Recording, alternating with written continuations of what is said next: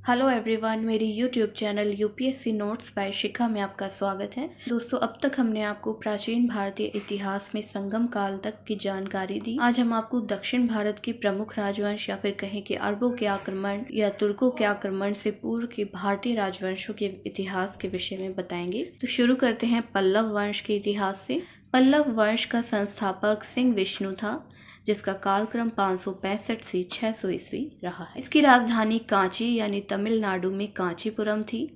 यह वैष्णव धर्म का अनुयायी था।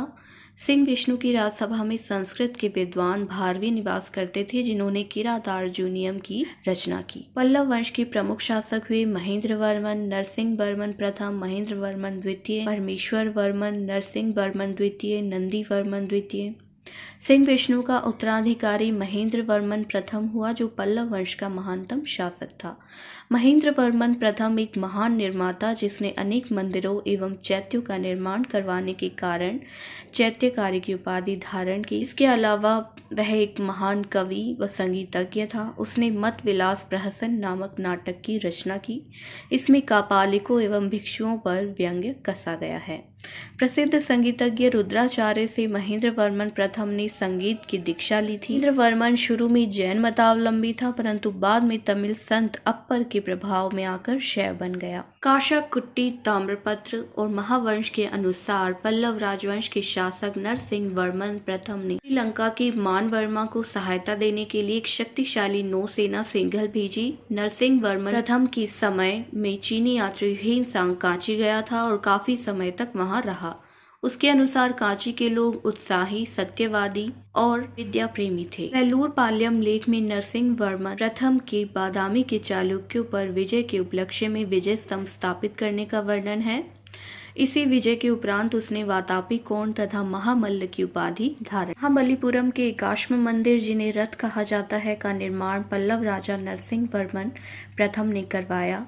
रथ मंदिरों की संख्या 7 है। रथ मंदिरों में सबसे बड़ा धर्मराज रथ है, वह सबसे छोटा द्रौपदी रथ है। परमेश्वर वर्मन प्रथम शैव मतानुयायी था। उसने लोकादित्य, एकमल, रणंजय, अत्यंत काम, उग्रदंड, गुणभाजन आदि उपाधियां धारण की। इसने मामल्लपुरम में गणेश मंदिर का निर्माण करवाया। अरबों के आक्रमण के समय पल्लवों का शासक नरसिंह वर्मन द्वितीय था, जिसका कालक्रम 700 से 728 ईस्वी रहा है, जिसने कांची के कैलाशनाथ मंदिर तथा महाबलीपुरम के शौर मंदिर का निर्माण कराया। संस्कृत विद्वान दंडिन नरसिंह वर्मन द्वितीय की राजसभा में निवास करते थे, जिन्होंने काव्य दर्शन दशकुमार चरित की रचना की है। नरसिंह वर्मन द्वितीय ने राजा सिंह, आगम प्रिय, शंकर भक्त की उपाधियां धारण की। कांची के कैलाशनाथ मंदिर के निर्माण से द्रविड़ स्थापत्य कला की शुरुआत मानी जाती है। वेलूर पाल्यम अभिलेख में दंती वर्मन को विष्णु का अवतार कहा है। कांची के मुक्तेश्वर मंदिर तथा वैकुंठ पेरुमल मंदिर का निर्माण नंदी वर्मन द्वितीय ने कराया। प्रसिद्ध वैष्णव संत गई अलवर नंदी वर्मन द्वितीय की समकालीन थे। अपराजित पल्लव वंश का अंतिम महत्वपूर्ण शासक था। पल्लवकालीन वास्तुकला शैलियों में महेंद्र वर्मन शैली, मामल्ल शैली एवं राज सिंह शैली के अंतर्गत बनाए गए मंदिर प्रमुख एवं दर्शनीय हैं। बात करते हैं चोल वंश के विषय में। चोल पल्लवों के सामंत थे। इस वंश के इतिहास की जानकारी मुख्यतः अभिलेखों से मिलती है, जो कि संस्कृत, तमिल, तेलुगु, कन्नड़ भाषा में लिखे गए हैं। चोल राष्ट्र या चोल मंडलम पेन्नार और कावेरी नदियों के बीच पूर्वी समुद्र तट पर अवस्थित था। इसमें कोरोमंडल तट तथा दक्कन के कुछ भाग शामिल थे। विजयालय ने चोल साम्राज्य की स्थापना की तथा तंजौर पर अधिकार कर नर केसरी की उपाधि धारण की। चोलों का स्वतंत्र राज्य आदित्य ने स्थापित किया। पल्लवों पर विजय पाने के बाद आदित्य प्रथम ने कोदंड राम की उपाधि धारण की। परांतक प्रथम ने पांड्य नरेश, राज सिंह द्वितीय तथा सिंघल राजा की संयुक्त सेना को बेल्लूर युद्ध में पराजित कर मदुरा पर अधिकार कर लिया तथा मदुरई कोंड की उपाधि धारण की। परांतक प्रथम को अपने शासनकाल के अंत में राष्ट्रकूट नरेश कृष्ण तृतीय से तक्कोलम के युद्ध में पराजित होना पड़ा, जिसमें चोल राज्य की प्रतिष्ठा को गहरा आघात पहुंचा। परांतक प्रथम के बाद अगले 30 वर्षों तक का समय चोलों का अवनति काल था। जिसमें परांतक द्वितीय या सुंदर चोल तथा उत्तम चोल ने शासन किया। चोल शक्ति का पुनः जीर्णोद्धार राजराज प्रथम, जिसका कालक्रम 985 से 1014 ईस्वी रहा है, के समय में हुआ। राजराजा प्रथम ने पांड्य, चेर तथा सिंघल के त्रिसंगठन को पराजित किया। राजराजा प्रथम ने सिंघल के शासक महेंद्र पंचम को पराजित कर लंका का उत्तरी क्षेत्र जीतकर वहां मुमडी चोल मंडलम की स्थापना की और मुमडी चोल देव की उपाधि धारण की। राजराजा ने मालदीव पर अपनी शक्तिशाली नौसेना की सहायता से विजय प्राप्त की। यह प्रथम चोल शासक था जिसने भूमि की पैमाइश करवाई और पैमाइश के आधार पर कर निर्धारित किया। यह शैव मतानुयायी था। इसने तंजौर में बृहदीश्वर मंदिर का निर्माण कराया, जिसे राजराजेश्वर या राजराज मंदिर भी कहा जाता है। राजराजा प्रथम के बाद उसका पुत्र राजेंद्र प्रथम शासक बना। उसने 1022 ईस्वी में बंगाल का अभियान किया। वहां उसने पाल शासक महिपाल को पराजित किया। इसी अवसर पर उसने गैंगकौंडचोलपुरम नामक नई राजधानी की स्थापना की और गैंगकौंडचोल की उपाधि धारण की तथा नवीन राजधानी में चोलगंगम नामक विशाल तालाब का निर्माण कराया। राजेंद्र प्रथम ने दक्षिण पूर्व एशिया में सैन्य अभियान किया। इन राज्यों के अंतर्गत मलय प्रायद्वीप, जावा, सुमात्रा तथा अन्य द्वीप सम्मिलित थे। राजेंद्र प्रथम एक विद्वान भी था। उसने वैदिक शिक्षा के लिए अनेक संस्थाओं की स्थापना करवाई। शिक्षा के लिए दिए गए भूमि अनुदानों को भोगम कहा जाता था। उसने पंडित चोल की उपाधि धारण की। राजेंद्र प्रथम के बाद राजाधिराज प्रथम शासक बना। संवतः चालुक्य नरेश सोमेश्वर से लड़ते हुए इसकी मृत्यु हो गई और राजेंद्र द्वितीय ने रण क्षेत्र में ही अपना राज्याभिषेक किया और कोप्पम के युद्ध में सोमेश्वर को मात दे दी।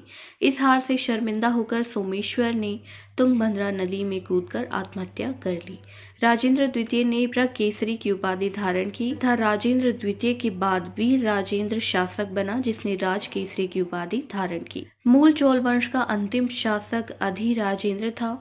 जनता ने इसके प्रति विद्रोह कर इसे अपदस्थ कर दिया था। कुलोत्तुंग प्रथम चोल चालुक्य रक्त मिश्रित था। उसका पिता चालुक्य वंश का शासक और माता चोल राजकुमारी थी, जिसके साथ ही चोल चालुक्य वंश की शुरुआत हुई। कुलोत्तुंग प्रथम ने भूमि का पुनः सर्वेक्षण कराया तथा भूमि की माप के लिए उसने अपने पैर की छाप दी। चीनी ऐतिहासिक स्रोतों के अनुसार 1077 ईस्वी में कुलोत्तुंग प्रथम ने चीन के सम्राट के समक्ष 72 व्यक्तियों, कई जगह पर 92 का उल्लेख किया गया है, का एक दूत मंडल भेजा, जो एक व्यापारिक शिष्टमंडल था जिसे तमिल व्यापार के लिए चीन से अधिक सुविधाएं प्राप्त करने के लिए भेजा गया था। कुलोत्तुंग द्वितीय, जिसका कालक्रम 1135 से 50 ईस्वी रहा है, ने चिदम्बरम में स्थित नटराज मंदिर का पुनरुद्धार कराया। कुलोत्तुंग ने इस मंदिर के प्रांगण से गोविंद राज की प्रतिमा को हटाकर समुद्र में फेंकवा दिया था। चोलकालीन चतुर्भुज नटराज यानी शिव की प्रतिमा विश्व की श्रेष्ठतम प्रतिमा रचनाओं में से एक है, जो कांस्य की बनी है। राजेंद्र तृतीय चोल वंश का अंतिम शासक था। अब बात करते हैं चोलकालीन शासन व्यवस्था के विषय में। चोल शासन व्यवस्था में प्रबल केंद्रीय नियंत्रण के साथ बहुत अधिक स्थानीय स्वायत्ता भी थी। चोल सम्राट का पद वंशानुगत था। चोल सम्राट की प्रतिमा मंदिरों में स्थापित की जाती थी और उसकी पूजा भी की जाती थी। चोलों से पहले कुषाण शासकों की प्रतिमाएं मंदिर में स्थापित की जाती थी, जो रोम प्रथा से ग्रहण किया गया है। चोल प्रशासन विस्तृत व जटिल नौकरशाही से संचालित था। उच्च श्रेणी के अधिकारी को पेरुनंदम तथा निम्न श्रेणी के अधिकारी को सेरुदारम कहा जाता था। प्रशासन की सुविधा के लिए विशाल चोल साम्राज्य प्रांतों में विभक्त था। प्रांतों को मंडलम कहा जाता था, जिन पर राज परिवार के लोग ही नियुक्त होते थे। साम्राज्य को मंडलम यानी प्रांतों में विभक्त किया जाता था। उसके बाद कोट्टम या वलनाड होते थे, जिसमें कमिश्नरी को नियुक्त किया जाता था। नाडु जिला को कहा जाता है। उसके बाद कुर्रम यानी गांव को कहा जाता था। चोलकालीन सैन्य व्यवस्था में चोलों की भू सामरिक स्थिति, साम्राज्यवादी सोच व आर्थिक महत्वाकांक्षा के अनुसार एक सशक्त सेना का होना स्वाभाविक था। सबसे विशिष्ट उनके द्वारा शक्तिशाली नौसेना की नियुक्ति थी, जिस आधार पर यह कहा जाता है कि बंगाल की खाड़ी चोलों के लिए झील बनकर रह गई थी। चोल सेना छावनियों में रहती थी, जिसे कड़गम कहा जाता था। चोलों के पास धनुर्धारी, हाथी, पैदल व अश्व सेना तो थी, लेकिन रथ सेना नहीं थी। राजा के अंगरक्षक व विश्वसनीय सैनिकों को वल्लयकार कहा जाता था। जो राजा के आदेश पर तुरंत प्राण त्याग भी कर सकते थे। रक्त कोटगम ऐसी भूमि होती थी जो सैनिकों को उनके शौर्य प्रदर्शन के लिए दी जाती थी। अब बात करते हैं चौलकालीन राजस्व व्यवस्था के विषय में। चौल राज्य की आय का प्रमुख साधन भूमि कर था। भू राजस्व को करमाप या कुडिमय कहा जाता था, जो कुल उपज का 1/3 भाग होता था। अकाल व आपदा के समय भूकर में छूट दी जाती थी, किंतु भू राजस्व जमा न करने पर किसानों की भूमि नीलाम कर दी जाती थी। भूमि माप कर से भू राजस्व निर्धारित किया जाता था। बात करते हैं चौल अभिलेखों में प्रमुख कर वसूलियों के लिए प्रयुक्त शब्द। राजस्व कर को आयम कहा जाता था। व्यापारिक प्रतिष्ठानों पर लगने वाले कर को कड़ई रे कहा जाता था। द्वार कर को वार्षल्पी रमम कहा जाता था। आजीवकों पर कर को आजीवक काश्यु कहा जाता था। वृक्ष कर को मरम जाडी कहा जाता था। गृह कर को मनई रई कहा जाता था। ग्राम सुरक्षा कर को पडिकावल, व्यवसाय कर को मगन्ने कहा जाता था। एरीपति वह भूमि होती थी जिससे मिलने वाला राजस्व अलग से ग्राम जलाशय के रखरखाव के लिए निर्धारित कर दिया जाता था। वेली भूमि माप की एक इकाई थी। भूमि को 3 भागों में बांटा गया था, ब्रह्मदेव, दीवदान तथा शालभोग। कृषकों को सिंचाई की सुविधा उपलब्ध कराई जाती थी, जिसमें राज्य कर के अलावा मंदिरों तथा व्यक्तिगत प्रयासों की भी भूमिका होती थी। सिंचाई पर कर लगता था। कुछ लोगों को इस कर से छूट मिलती थी, जो सेवा विधि के रूप में जानी जाती थी। बढ़ई, सुनार, लुहार, धोबी आदि के व्यावसायिक समुदाय थे, जिन्हें कलनई कहा जाता था। नगरों में व्यापारियों के विभिन्न संगठन थे, जिनके लिए बणज शब्द का उल्लेख मिलता है। इन्हें वलसियम, वलंजियर, बलंजी आदि नामों से जाना जाता है। व्यापारिक क्षेत्र के लिए नगरम का भी प्रयोग हुआ है। मानक सिक्का कलंजु या कल्याणजु कहलाता था। चोल काल में मंदिर आर्थिक गतिविधियों के केंद्र थे। ये मंदिर बैंकिंग का कार्य भी करते थे। दक्षिण भारत में घटिका प्राय मंदिरों के साथ संबंध विद्यालय होते थे। बात करते हैं चोलकालीन स्थानीय स्वायत्त शासन के विषय में।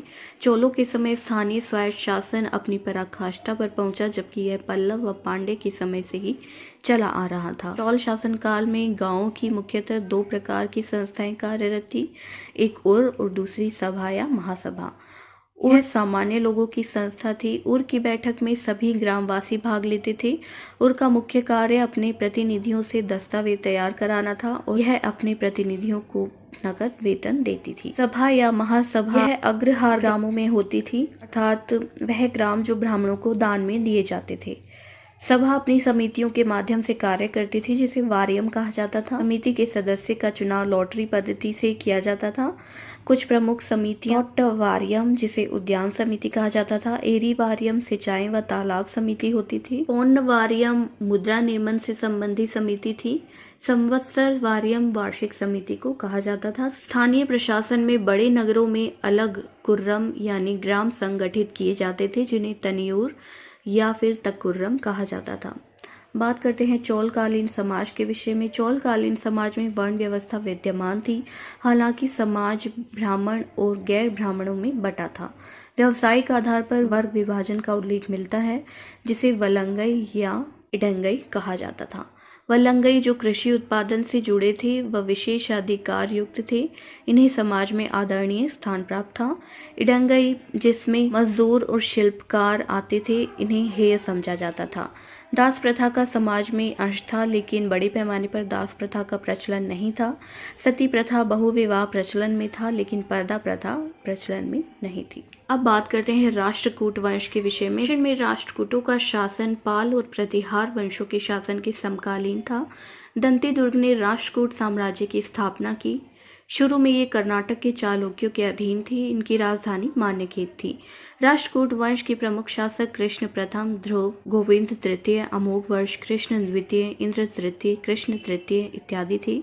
राष्ट्रकूटों की भाषा कन्नड़ थी। दंती दुर्ग ने मालवा पर अभियान किया और हिरण्यगर्भ यानी महादान यज्ञ किया, जिसमें प्रतिहारों ने द्वारपाल की भूमिका निभाई। एलोरा के प्रसिद्ध कैलाश मंदिर का निर्माण कृष्ण प्रथम ने करवाया। ध्रुव राष्ट्रकूट वंश का पहला शासक था, जिसने कन्नौज पर अधिकार करने के लिए त्रिपक्षीय संघर्ष में भाग लिया और प्रतिहार नरेश वत्सराज और पाल नरेश धर्मपाल को पराजित किया। गोविंद तृतीय ने त्रिपक्षीय संघर्ष में भाग लेकर चक्रायुध व उसके संरक्षक धर्मपाल तथा प्रतिहार वंश के शासक नागभट्ट द्वितीय को पराजित किया। राष्ट्रकूट शासक अमोघ वर्ष, जिसका कालक्रम 814 से 878 ईस्वी रहा है, ने वीर नारायण की उपाधि धारण की। अमोघ वर्ष ने कवि राजमार्ग ग्रंथ की रचना कन्नड़ भाषा में की। अमोघ वर्ष जैन धर्म का अनुयायी था।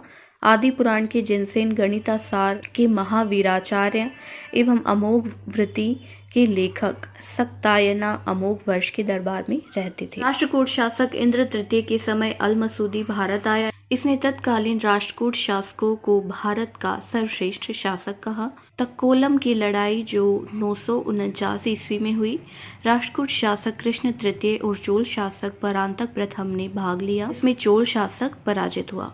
राष्ट्रकूट शासक कृष्ण तृतीय ने रामेश्वरम में कृष्णेश्वर तथा गण मार्तंडादित्य नामक मंदिर बनवाए। उसकी राजसभा में कन्नड़ भाषा का कवि निवास करता था, जिसने शांति पुराण की रचना की थी। 974 से 75 ईस्वी में चालुक्य राजा तैलब द्वितीय ने राष्ट्रकूट वंश के अंतिम शासक कर्क तृतीय को परास्त करके राष्ट्रकूट राज्य पर अधिकार कर लिया तथा कल्याणी के चालुक्य वंशीय राज्य की स्थापना की। एलोरा एवं एलिफेंटा जो महाराष्ट्र में स्थित है, गुहा मंदिरों का निर्माण राष्ट्रकूटों के समय ही हुआ। एलोरा गुफाओं का सर्वप्रथम उल्लेख फ्रांसीसी यात्री थेविनेट ने 17वीं सदी में किया था। राष्ट्रकूट शैव, वैष्णव, शाक्त संप्रदायों के साथ साथ जैन धर्म के भी उपासक थे। राष्ट्रकूटों ने अपने राज्यों में मुसलमान व्यापारियों को बसने तथा इस्लाम के प्रचार की स्वीकृति दी थी। अब बात करते हैं वाकाटक वंश के विषय में। वाकाटक वंश का संस्थापक विंध्य शक्ति था। इसके पूर्वज सातवाहनों के अधीन बरार यानी विदर्भ के स्थानीय शासक थे। विंध्य शक्ति के पश्चात उसका पुत्र प्रवर सेन प्रथम शासक बना। पुराणों से पता चलता है कि इसने 4 अश्वमेध यज्ञ किए। प्रवर सेन के बाद वाकाटक साम्राज्य 2 शाखाओं में विभक्त हो गया। पहले प्रधान शाखा और दूसरी बासीम शाखा के प्रमुख राजा में रुद्रसेन प्रथम हुआ, जिसका कालक्रम 335 से 360 ईस्वी रहा है। इसके बाद प्रभावती गुप्ता का संरक्षण काल आता है, जो 390 से 410 ईस्वी रहा। इसके बाद प्रवर सेन द्वितीय के बाद नरेंद्र सेन व पृथ्वी सेन द्वितीय शासक हुए। गुप्त शासक चंद्रगुप्त द्वितीय ने अपनी पुत्री प्रभावती गुप्ता का विवाह वाकाटक नरेश रुद्रसेन द्वितीय से किया। वाकाटकों का राज्य गुप्त व शक शासकों के मध्य था। साम्राज्य विस्तार की इच्छा से चंद्रगुप्त द्वितीय ने यह संबंध स्थापित किया था।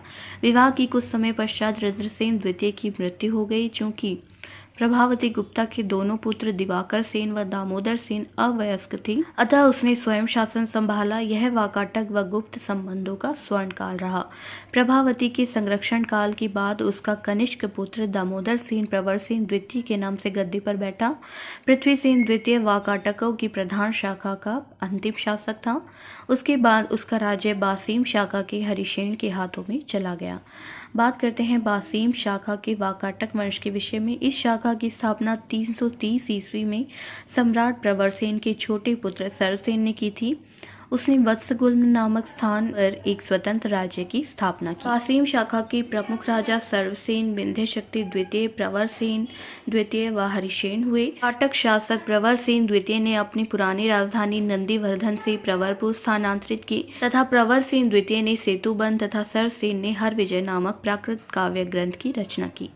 संस्कृत की वैदर्भी शैली का पूर्ण विकास वाकाटक नरेशों के दरबार में हुआ। कुछ विद्वानों का मानना है कि चंद्रगुप्त द्वितीय की राजकवि कालिदास ने कुछ समय तक प्रवरसेन द्वितीय की राजसभा में निवास किया था तथा उसके सेतुबंध का संशोधन किया और वैदर्भी शैली में अपना काव्य मेघदूत लिखा। वाकाटक नरेश ब्राह्मण धर्मावलंबी थे। वे शिव व विष्णु के उपासक थे। इनका का 16वां व 17वां गुहा विहार और 19वें गुहा विहार का निर्माण वाकाटकों के शासनकाल में हुआ। अब बात करते हैं कल्याणी के चालुक्य वंश के विषय में। कल्याणी के चालुक्य वंश की स्वतंत्रता का जन्मदाता या फिर कहें कि चालुक्य वंश का संस्थापक तैलब द्वितीय था, जिसकी राजधानी मान्यखेत थी। कल्याणी के चालुक्य वंश के प्रमुख शासकों में तैलब प्रथम, तैलब द्वितीय, विक्रमादित्य, जयसिंह, सोमेश्वर द्वितीय, विक्रमादित्य षष्ठ, सोमेश्वर तृतीय, तैलब तृतीय तथा सोमेश्वर चतुर्थ शासक हुए। सोमेश्वर प्रथम 1043 ईस्वी में शासक बना। उसने अपनी राजधानी मान्यखेत से कल्याणी में स्थानांतरित की। सोमेश्वर प्रथम कोप्पम व कुंडल संगमम के युद्ध में चोलों से बुरी तरह पराजित हुआ, जिसके पश्चात उसने आत्महत्या कर ली थी। सोमेश्वर प्रथम के बाद उसका पुत्र सोमेश्वर द्वितीय, इसके बाद विक्रमादित्य षष्ठ राजा बने।